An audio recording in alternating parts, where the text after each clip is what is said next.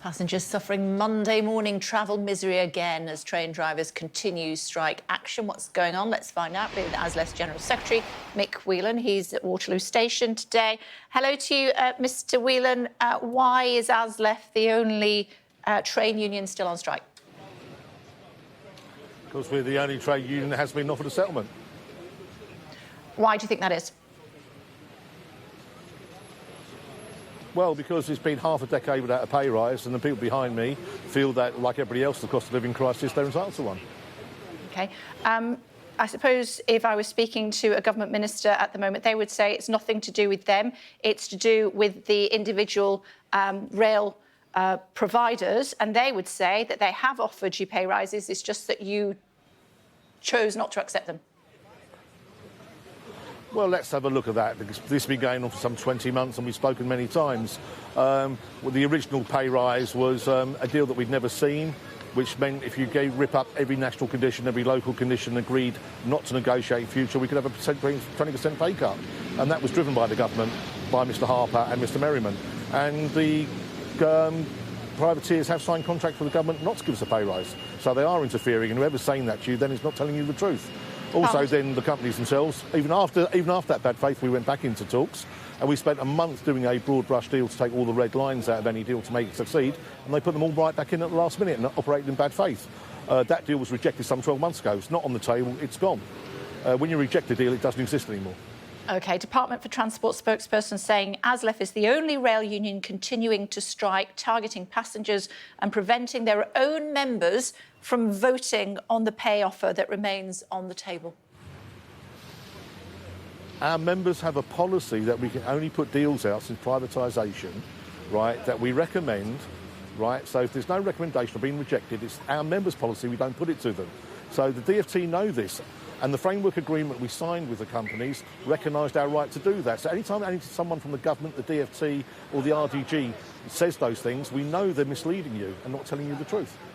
The Department for Transport saying the pay offer remains on the table.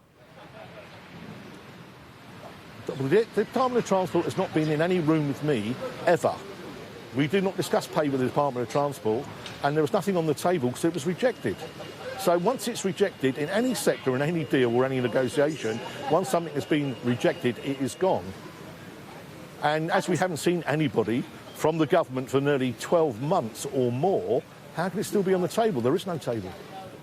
OK, I suppose they're suggesting that it's the rail group, the rail delivery group, that is making those offers because, as you say, in your words just a few moments ago, you don't negotiate with the government. Well, we don't. But the people that we work for did sign deals with the government to obviate our free collective bargaining post the pandemic, and that's causing a problem. And, you know, to put this into context, we've done 17 pay deals in the last 12 months in Scotland, Wales, Freight, Open Access, Merseyrail, Elizabeth Line and elsewhere, without any of these problems at all.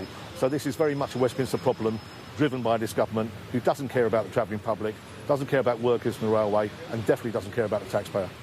As you know, a new law introduced last year suggesting that minimum service levels should and could be put in place. So Rail Delivery Group spokesperson saying minimum service levels are one potential tool that they could use in their armoury. Well, we asked them how it can be done safely. No one can tell us how introducing forced labour in the 21st century to a safety critical industry could work. The legislation itself, 40% of all timetables from origin point to finishing point, and also that doesn't work and can't be delivered. One operator told me they were 90% of people trying a 40% service on those terms. On a 7-day-a-week, 3-shift system, you don't have 90% of people available on any given day, but also it will lead to more strife. Would you condone your members breaking the law and not abiding by minimum service levels if it was introduced by the Rail Delivery Group? We've never broken the law. We cannot induce. It's illegal for us. I mean, the whole purpose of this law is not to give a better service. It's to get trade unions into court so you can find them and destroy them and sequester them. Don't pretend any of this is democratic. We've got the most authoritarian government we've ever seen, right, introducing things that we last saw in Spain, Germany and Italy in the mid-30s. Let's not pretend this is for the greater good of the public. This is about destroying people who might stand up to people and fight for ordinary working people's lives. More strikes on the cards if you don't get a pay rise that you're happy with? Well, we're 20 months into it, and we will keep going as long as the people behind me tell us they want to keep going. It's their trade union, it's their dispute. They're the people who vote 95 to 99% in favour of strike action and actually short strike, and while they want to continue for the long haul, we'll keep going. When's the next one? Don't know. We sit down after this one, review what's happened, then discuss what we're going to do next. We haven't made a decision yet. OK, thanks for taking the time to join us on the programme this morning. Busy day ahead for you. Thank you.